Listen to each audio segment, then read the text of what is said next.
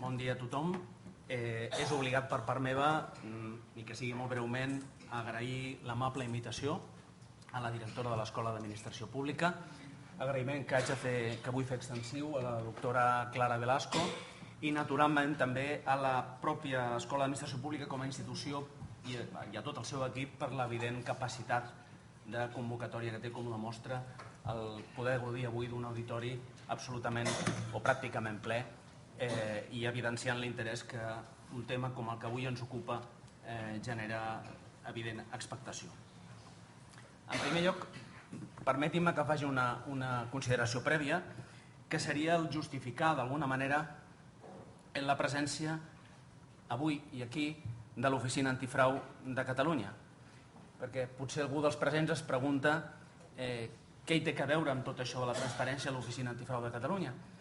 I aquí el que haig de dir és que amb la llei que ens va crear l'any 2008 l'oficina té encomanat expressament com a missió el preservar la transparència i la integritat del sector públic de Catalunya i de tots els seus servidors. De fet, podríem dir que som l'única institució a Catalunya i a Espanya que aquí la seva llei de creació, la 14/2008, atorga funcions de prevenció de la corrupció. I com ja hauran sentit dit en alguna ocasió, rememorant una cèlebre frase del qui fou un magistrat del Tribunal Suprem dels Estats Units entre els anys 16 i 1939, el senyor Louis Brandeis, la llum del sol, és a dir, la transparència, és el millor dels desinfectants, referint-se en aquest darrer cas a la corrupció. Això es concreta en què la nostra llei, encomana a l'oficina àmplies funcions d'impuls, estudi, foment, assessorament i proposta, totes elles destinades a assolir aquesta major transparència en el sector públic. I com podeu veure en aquesta imatge que està projectada aquí, la llei de transparència, la 19/2014 de Catalunya, la que entrarà immediatament en vigor d'aquí 10 dies, d'aquí 9 dies, també ens encomana específicament les funcions genèriques de tutela de la pròpia llei i molt particularment la iniciativa en matèria sancionadora. En compliment d'aquesta missió, una recomanació de l'oficina continguda en la seva primera memòria anual, la primera que va fer des del seu naixement, la de l'any 2009, va ser la que va inspirar la creació en el si del Parlament de Catalunya de la primera ponència conjunta encarregada d'elaborar el text de la proposició de llei de transparència. Tenen projectada aquí una còpia de la pàgina del butlletí oficial del Parlament de 21 de febrer del 2011, on s'invoca específicament i expressament la recomanació que va fer aquella memòria anual de l'oficina respecte a la necessitat d'impulsar l'aprovació d'una llei de transparència. Evidentment no ha estat fins a desembre de l'any 2014 que el text final de la llei ha vist la llum. I durant el llarg camí parlamentari que ha tingut aquesta norma, l'oficina s'ha mostrat en tot moment activa, tant per via de recomanacions com per la seva compareixença en qualitat d'experta, en les diverses ocasions que el Parlament ens va cridar a tal efecte. El contingut de les nostres aportacions, així com el corresponent grau d'acollida que han tingut en el text definitiu de la norma, poden vostès comprovar-lo, si tenen interès, consultant el nostre web corporatiu. Bé, pensant en com enfocar avui la meva intervenció, he volgut d'alguna manera fugir del que seria més habitual en aquests casos. I vaig pensar que potser el que seria més fàcil seria transmetre la visió de la nostra oficina o de la nostra institució sobre la transparència explicant com ho estem fent nosaltres. L'Oficina Antifrau, com la resta de poders públics de Catalunya, és un subjecte obligat per la nova normativa de transparència. Doncs bé, el que faré a partir d'ara, sobre la base d'un supòsit pràctic de partida, basat en sol·licituds reals a les que ens estem enfrontant dia a dia, de ciutadans respecte al nostre funcionament, doncs intentaré seguir el curs de la meva exposició. En aquest cas, això es mantindrà en pantalla una estona perquè puguin tenir la referència sempre que anem parlant d'alguns dels aspectes que es tractaran a partir d'ara. Partirem d'unes actuacions d'investigació, en aquest cas iniciades arrel de la denúncia d'una persona particular i que han finalitzat mitjançant un informe raonat que conté recomanacions adreçades a l'administració investigada, així com la petició que fa l'oficina de revisió d'ofici d'un acte que considerem que era nul de ple dret. Una persona, aquí el sol·licitant, s'identifica facilitant el seu nom i el primer cognom mitjançant un correu electrònic que adreça a la bústia genèrica de la institució. I què demana? Demana conèixer el contingut d'aquest informe raonat i també demana conèixer la identitat de la persona que va denunciar els fets i que van motivar la iniciació d'actuacions per part nostra. En el moment de la sol·licitud, aclareixo, l'administració afectada encara no havia respost o no ha respost a l'oficina. Permetin-me també aclarir, en certa manera, què és això de l'informe raonat perquè així ens situem tots una mica millor. L'Oficina Antifrau inicia les seves investigacions sempre d'ofici, ja sigui a iniciativa pròpia o de tercers. En aquest darrer cas, un cop avaluada la prèvia versemblança dels fets que se'ns posen en coneixement, aquesta avaluació prèvia ho fa una direcció de l'oficina, que és la direcció d'anàlisi, és la direcció d'investigacions de l'oficina la qui du a terme les actuacions pròpiament indagatòries, d'acord amb les potestats d'inspecció i investigació que ens atorga la llei, i com a resultat d'aquestes actuacions, un dels possibles resultats, n'hi ha més, però un dels possibles és el que anomenem un informe raonat. Consisteix en una resolució del director adreçada a l'autoritat competent per tal que aquesta, en un termini no superior de 30 dies, informi sobre quines mesures ha adoptat, si és el cas, o si és el cas, sobre quins motius li impedeixen actuar d'acord amb les recomanacions i els recordatoris que els haguem pogut formular. En realitat, és una manifestació, aquest informe raonat, de la potestat indicativa de que gaudeix o que té atribuïda legalment l'Oficina Antifrau. L'informe raonat comporta, d'altra banda, haver descartat que els fets investigats revestissin caràcter d'infracció penal, administrativa o disciplinària. Doncs, en tals casos, es donaria lloc a les altres possibles formes d'acabament de la nostra investigació i a la remissió a les corresponents autoritats competents per continuar endavant amb els fets. Doncs bé, tot seguit passaré a exposar les principals qüestions a les que hem de fer front i així com els corresponents raonaments seguits per tal de resoldre una petició d'accés a la informació d'aquestes característiques, com les que hem posat en aquest exemple.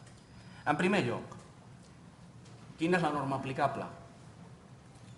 És la llei 19-2013 de l'Estat o la 19-2014? Bé, evidentment la llei 19-2014 no entra en vigor fins d'aquí 9 dies, ho farà el proper dia 1 de juliol. Ara la pregunta és, ens és aplicable la llei 19-2013?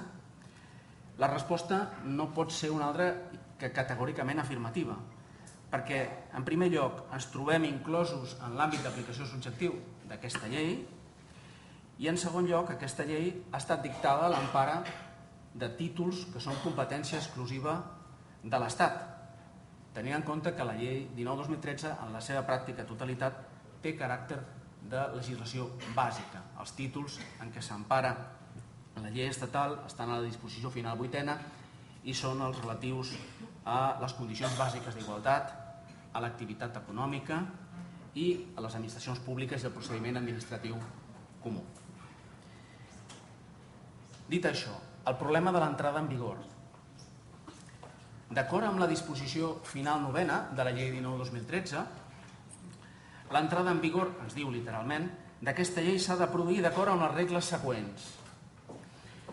Les disposicions que preveu el títol segon entren en vigor l'endemà de la seva publicació. Es va publicar un 10 de desembre del 2013, per tant, el dia 11 de desembre del 2013. Aquestes són les referents a el que s'anomena bon govern. Títol aplicable exclusivament, com bé saben vostès, als alts càrrecs. Per tant, un àmbit d'aplicació diferent del de la resta de la normativa quan es tracta de transparència i dret d'accés a la informació. El títol preliminar, el títol primer i el títol tercer, diu la disposició final novena de la 19/2013, entren en vigor a l'any de la seva publicació al butlletí oficial de l'Estat. És a dir, van entrar en vigor el dia 10 de desembre de l'any 2014. Aquests són els títols, bàsicament, que afecten tota la matèria de transparència i accés a la informació. I la disposició o el precepte més conflictiu o més controvertit d'aquesta disposició d'entrada en vigor és el que diu que els òrgans de les comunitats autònomes i entitats locals disposen d'un termini màxim de 2 anys per adaptar-se a les obligacions que conté aquesta llei. Aquest termini finalitzarà el proper dia 10 de desembre d'enguany. Bé, l'Oficina Antifrau, davant aquest dilema, per dir-ho d'alguna manera, ha optat per entendre que la llei 19/2014 és d'aplicació, efectivament, per nosaltres, des del passat dia 10 de desembre de l'any 2014.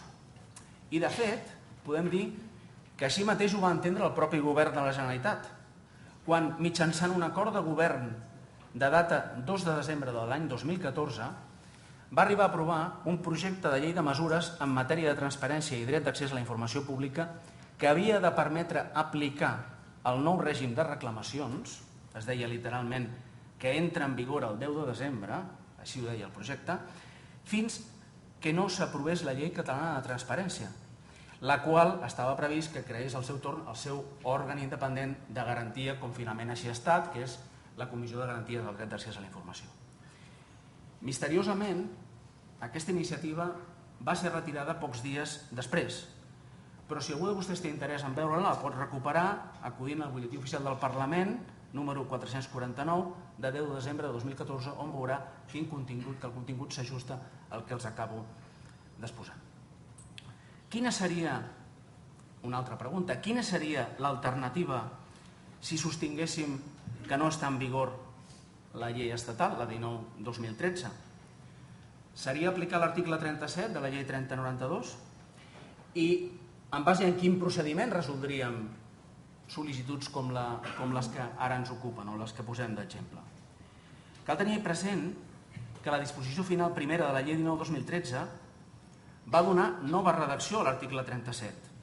Ara l'article 37 de la llei 30/92 diu literalment que els ciutadans tenen dret a accedir a la informació pública, arxius i registres en els termes i amb les condicions establertes a la Constitució, en la llei de transparència, accés a la informació pública i bon govern i resta de lleis que siguin d'aplicació. Per tant, hi ha una remissió a la nova normativa de transparència. Però el que passa és que aquest article 37 va entrar en vigor al cap de 20 dies de la publicació en el butlletí oficial de l'Estat, que va ser, insisteixo, el 10 de desembre del 2013, d'acord amb la regla general prevista a l'article 2.1 del Codi Civil. Per tant, la nova redacció de l'article 37 ja estava en vigor abans de desembre de 2014. La pregunta, nosaltres ens reflexionàvem, no seria contrari al sentit comú, si entenguéssim que encara no s'aplica la llei de transparència, ignorar la nova legislació que ja estava en període de vacatio legis? I en aquest sentit, permetin-me que recordi quina va ser la recomanació del Síndic de Greuges de Catalunya en el seu informe al Parlament l'any 2013. Deia literalment, en espera que el Parlament aprovi la llei, s'estava referint en aquest cas a la llei catalana, el síndic recomana amb caràcter general a totes les administracions que actuïn d'acord amb els principis que es desprenen dels treballs de la ponència parlamentària i de l'informe sobre el dret d'accés a la informació pública, el seu, referia a un informe que havien fet ells, sense necessitat d'esperar aquesta nova regulació. Per tant, l'esperit o la vocació de recomanació era que ja s'avancés l'aplicació. Següent pregunta. L'Oficina Antifrau és un subjecte obligat per aquesta normativa? L'Oficina Antifrau és una entitat de dret públic amb personalitat jurídica pròpia i plena capacitat d'obrar, que s'adscriu al Parlament de Catalunya. No és administració pública. L'oficina, com a òrgan de control extern que és, actua amb independència de les administracions públiques en l'exercici de les seves funcions. L'Oficina Antifrau, d'acord amb l'article 2.1, apartat C, de la llei 19/2013, per tant de l'estatal, s'encabeix en el concepte, o podem entendre que s'encabeix en el concepte d'entitat de dret públic, o entitats de dret públic que amb independència funcional o amb una especial autonomia reconeguda per llei tinguin atribuïdes funcions de regulació o supervisió de caràcter extern sobre un determinat sector o activitat. En conseqüència, i atès el que disposa l'apartat segon d'aquest mateix article, l'oficina té els sols efectes d'aquesta llei, és a dir, els efectes de la llei de transparència, la consideració d'administració pública i, per tant, restaria plenament subjecte a les disposicions del títol primer de la llei, que és el de publicitat activa i dret d'accés a la informació pública. A idèntica conclusió arribarem quan haguem d'aplicar la llei 19/2014, en aquest cas pel que preveu l'article 3, apartat 1, lletra B. Idea també que ve reforçada pel propi preàmbul de la llei 19/2014, quan diu que hi ha la voluntat d'estendre el seu àmbit d'aplicació a tots els organismes públics de Catalunya, tinguin o no el caràcter administratiu, com seria el cas nostre. I si som un poder públic subjecte a la llei de transparència, també ens hem de preguntar, ho som a tots els efectes? És a dir, tota la nostra activitat està subjecta a la llei de transparència o només ho està aquella que s'anomena, la que està subjecta al control de la jurisdicció contenciosa i que entenem com a subjecte al dret administratiu, és a dir, matèria de personal, administració i gestió patrimonial. Bé, entenem que la subjecció afecta la totalitat de la nostra institució.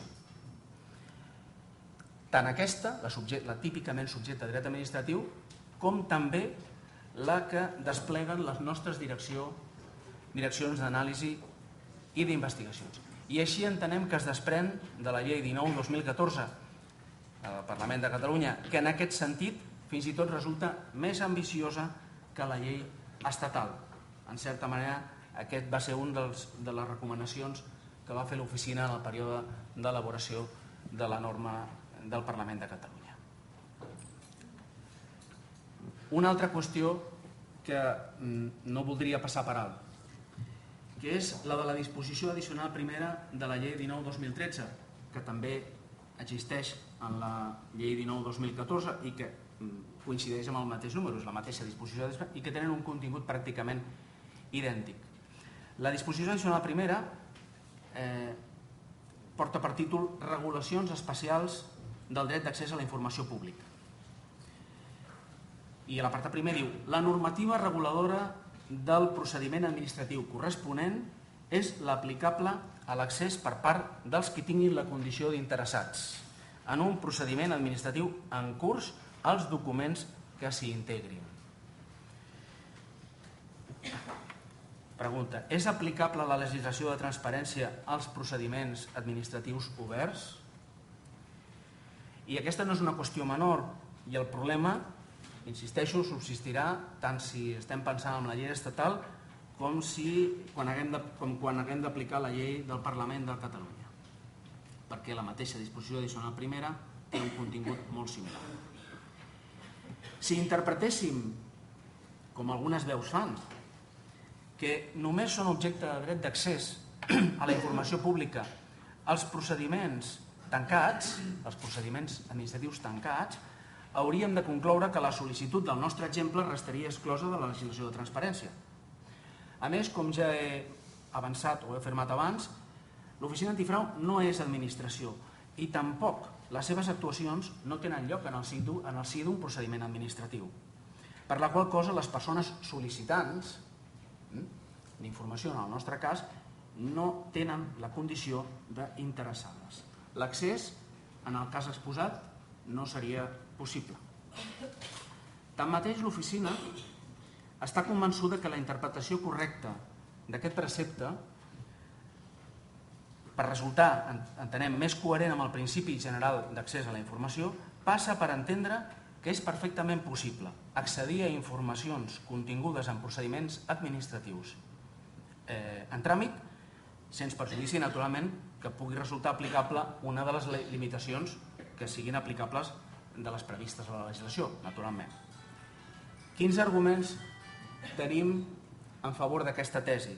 En primer lloc, un bastant contundent, i seria la raó de ser de la nova legislació de transparència havia de ser precisament superar les limitacions de la normativa anterior, en concret de les limitacions que implicava l'aplicació de l'article 37 de la llei 30/92, que, com recorden vostès, condicionava l'accés als arxius i registres al fet que els expedients corresponguessin a procediments administratius acabats en la data de la sol·licitud. Un altre argument és procurar ser coherents amb la manifestació expressa que conté el preàmbul de la llei 19/2013, que fa referència, l'estatal, que fa referència en aquesta qüestió, com donant a entendre que es vol superar aquesta limitació de només accés als procediments tancats. També hem de dir que la literalitat de la disposició addicional primera en realitat no està preveient una excepció en l'aplicació del seu règim. Podríem entendre que el que vindria a dir és que l'accés al procediment per part dels interessats no té previstes regles ni condicions formals pel seu efectiu exercici. I un altre argument. La llei 19/2014 deroga expressament l'article 34.1 de la llei 10/2001 d'arxius i documents, on també es feia referència al condicionament d'accés als procediments acabats.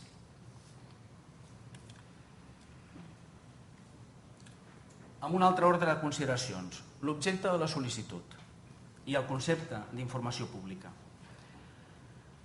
L'article 13 de la llei 19/2013 defineix la informació pública com els continguts o documents, sigui quin sigui el seu format o suport, que estiguin en poder d'alguns dels subjectes inclosos en l'àmbit d'aplicació d'aquest títol i que hagin estat elaborats o adquirits en l'exercici de les seves funcions.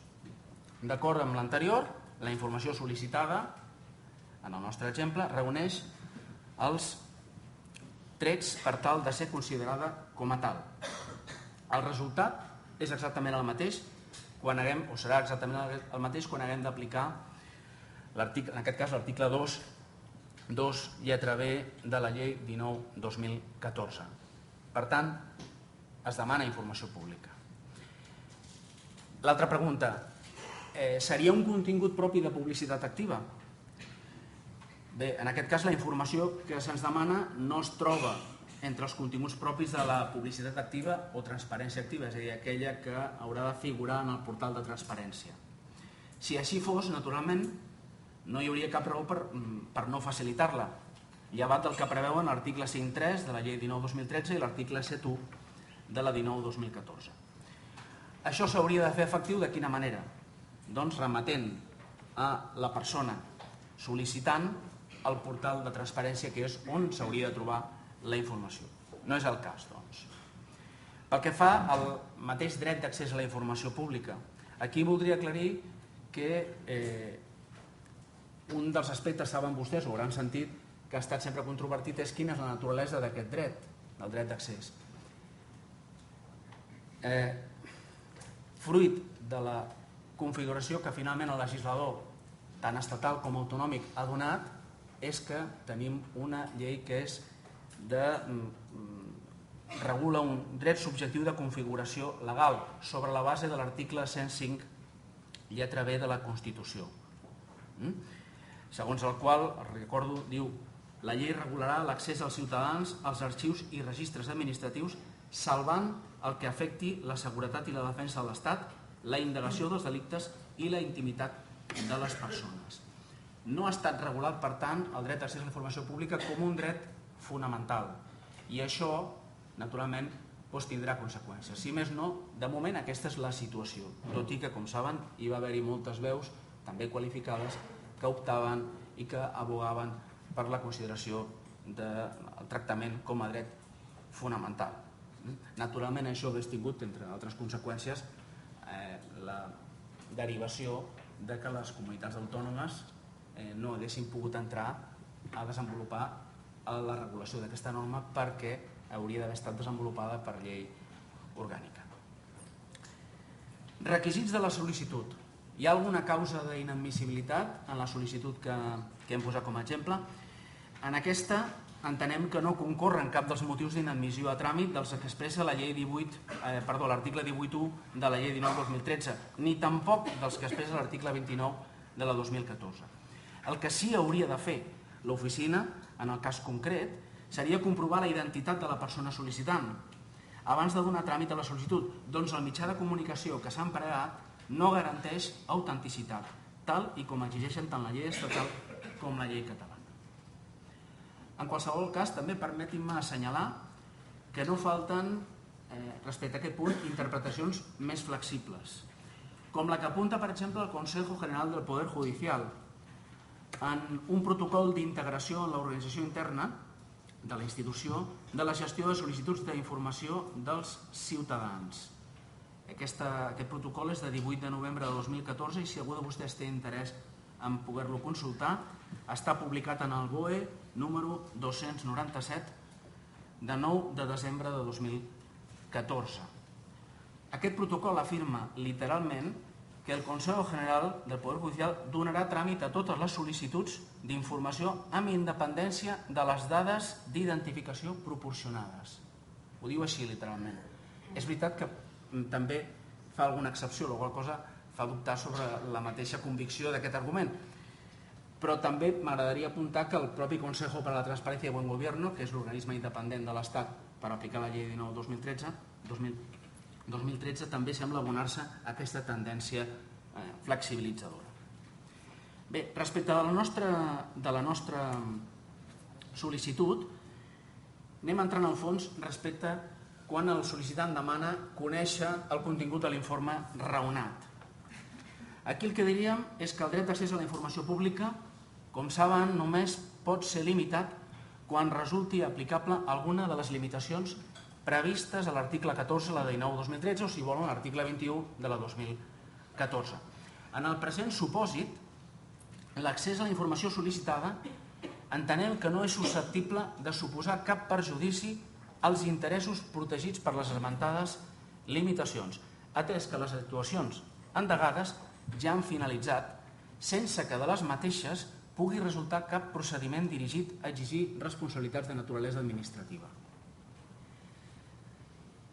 Aquí resulta innecessari, doncs, verificar l'anomenat test de ponderació, que amb caràcter general, com tot seguit veurem, ha de dur a terme tot subjecte obligat, juntament amb el test del dany, per poder decidir sobre el fons d'una sol·licitud d'accés a la informació. Anem ara a l'apartat que afecta la sol·licitud referida a conèixer la identitat de la persona denunciant davant de l'oficina antifrau. Evidentment, aquí entra en joc el concepte de dades de caràcter personal. La protecció de les dades de caràcter personal és un dels límits, una de les excepcions al dret d'accés, sens dubte. El que succeeix és que el legislador de transparència, tant l'estatal com l'autonòmic, això val per la nostra llei però també val per la pràctica totalitat de lleis de transparència que estan aprovant les comunitats autònomes, ha volgut donar en aquest límit un tractament diferenciat respecte dels altres límits. Poso, per exemple, el conveni del Consell d'Europa 205 de l'any 2009 en la relació de limitacions al dret d'accés a la informació pública, la privacitat o la protecció de dades està inclosa com un més, sense diferenciació. El nostre legislador ha optat per una altra tècnica. D'acord amb la Llei Orgànica de Protecció de Dades, article 3, lletra I, es considera cessió o comunicació de dades qualsevol revelació de dades efectuada per una persona diferent de l'interessat. Per tant, si un poder públic en virtut de la llei de transparència, facilita a una persona sol·licitant aquesta mena d'informació estar realitzant una sessió, en termes de la llei orgànica. Les sessions de dades de caràcter personal requereixen del consentiment previ del titular de les dades, llevat que la sessió estigui autoritzada per una llei. Així ho estableix l'article 11 de la Llei Orgànica de Protecció.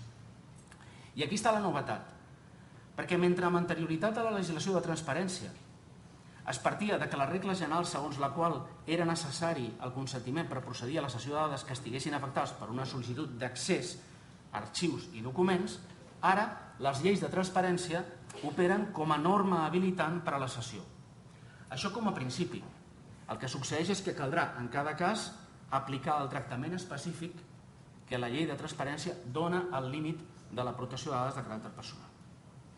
El tractament diferenciat a la protecció de dades com a límit al dret d'accés es tradueix en que sempre que accedir a lliurar la informació sol·licitada comporti la comunicació de dades de caràcter personal, el dany, és a dir, el dany a l'interès que protegeix aquesta excepció, es presumeix.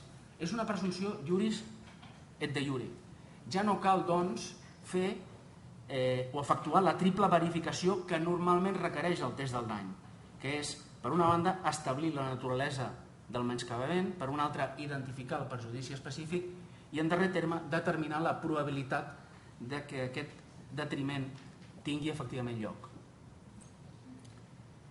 El següent filtre a què es sotmet l'aplicació de tota limitació és la superació de l'anomenat test de ponderació, segons el qual la limitació només serà aplicable quan la lesió als interessos protegits per la mateixa excepció sigui major que l'interès públic d'accedir a la informació. Cito aquí els articles 14.2 de la llei 19-2013 o l'article 22 de la 19-2014. En el nostre cas, això implica determinar de quina naturalesa és la dada de caràcter personal afectada. Això és la identitat del denunciant. No es tracta, entenem, de cap dada especialment protegida, perquè no afecta ni ideologia, ni afiliació sindical, ni religió, ni creences, ni origen racial, ni salut, vida sexual o relativa a la comissió d'infraccions penals o administratives que no comportin l'admonestació pública a l'infractor.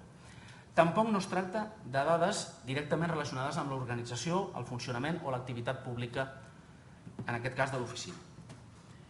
En aquest cas, la dada personal encaixa, o entenem que encaixa en la categoria general de l'article 24.2, en la que és possible donar l'accés prèvia ponderació raonada de l'interès públic en la divulgació i els drets de les persones afectades.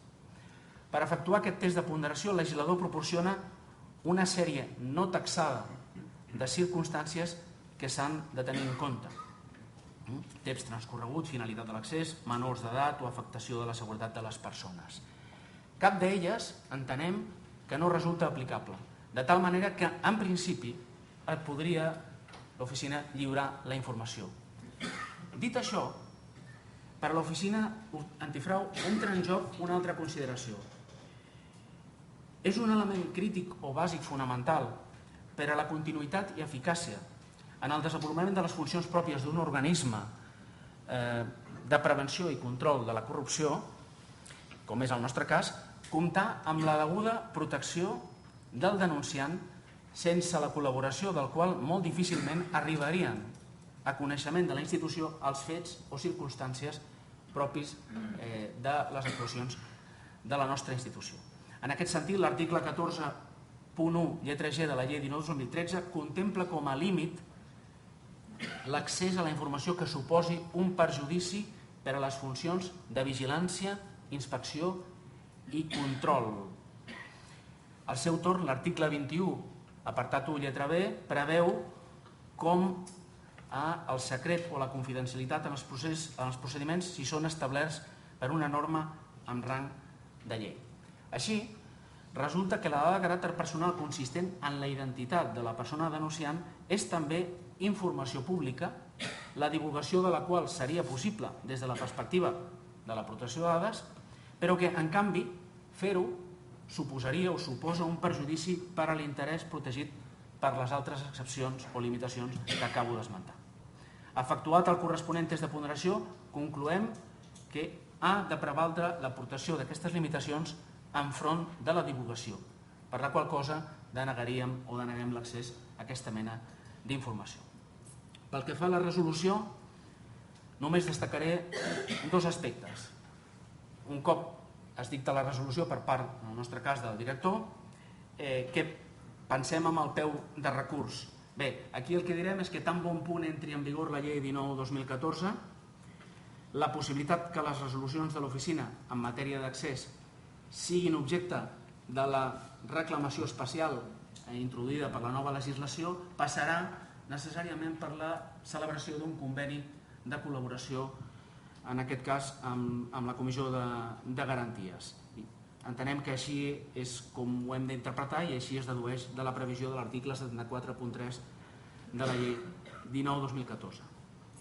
I pel que fa a la publicació al web de les resolucions que decideixen sobre l'accés, doncs aquí podem dir que l'oficina ja ve complint el mandat, en aquest cas establert específicament a l'article 14.3 de la llei 19/2013, i si veuen la diapositiva veuran que en el nostre apartat web, en l'apartat de transparència de l'oficina, i a sota hi ha una relació de sol·licitud d'accés que són les que un cop s'estan dictant fruit de resoldre sol·licituds com les que avui hem posat d'exemple, doncs anem publicant regularment. Deixin-me anar ja, sisplau, a les consideracions finals. Els objectius que marca la llei 19/2014 són veritablement ambiciosos, perquè es parla, fixin-se en quines paraules, d'un canvi de cultura administrativa. Es parla d'empoderar la ciutadania amb coneixement, no només informació, amb coneixement, no amb dades, amb coneixement, amb informació que estigui presentada de tal manera que permeti als ciutadans aprofitar amb vocació garantista dels seves i participativa en una societat democràtica dels seus drets. També es parla d'augmentar la qualitat democràtica potenciant el control social de l'administració i de la seva activitat. I si pensem en el legislador estatal, passa exactament el mateix amb la llei bàsica 19/2013. Aquí hem destacat dues citacions, una d'elles de la vicepresidenta del govern, la senyora Soraya Sáenz de Santamaría, les paraules que va dir en el moment de presentar el projecte de llei per part del govern, o les del senyor Gómez de la Serna en el debat final del Congrés que va tenir lloc el 28 de novembre del 2013. Fíjense que es parla de un cambio en la cultura institucional, en el ejercicio de funciones públicas, en la ejemplaridad. La ley de que hablamos no tengan ninguna duda, la que marcará también un antes y un después en el funcionamiento de las instituciones. Esta es una de las leyes más importantes para el funcionamiento de los poderes públicos y ustedes lo saben. És una llei per la qualitat democràtica. Això el que vol dir d'alguna manera és, o darrere d'aquestes paraules està naturalment la voluntat del legislador. I el que ara potser toca és el més difícil, que és aplicar la llei, o ens tocarà aplicar les lleis i fer-ho, i fer aquesta aplicació respectant la vocació amb les que les normes han nascut. Per aplicar les normes primer cal dur a terme, ho sabem, un exercici intel·lectual que és interpretar-les. Tot tenim present les regles hermenèutiques, no ho oblidem, de l'article 3 del Codi Civil, especialment les que fan referència als antecedents legislatius o també la regla teleològica, que és la que apunta a l'esperit i finalitat. I, si m'ho permeten, també ara ja sí que finalitzo, com he començat, amb una citació estatunidenca, recordant les paraules que el president Obama va adreçar als caps de l'executiu federal en una instrucció de gener de l'any 2009 sobre com havien d'aplicar la llei de transparència. La llei de transparència als Estats Units és de 1966. I deia així: la llibertat d'informació ha de ser administrada amb una presumpció clara. En cas de dubte, preval l'obertura. El govern no ha de retenir la informació pel sol fet que els funcionaris públics puguin sentir-se avergonyits per la seva divulgació, perquè puguin ser coneguts els errors i els fracassos, o bé per pors especulatives o abstractes. La manca de divulgació mai no hauria de servir per protegir interessos personals dels funcionaris del govern en detriment d'aquells interessos als que se suposa que han de servir. Gràcies per l'atenció.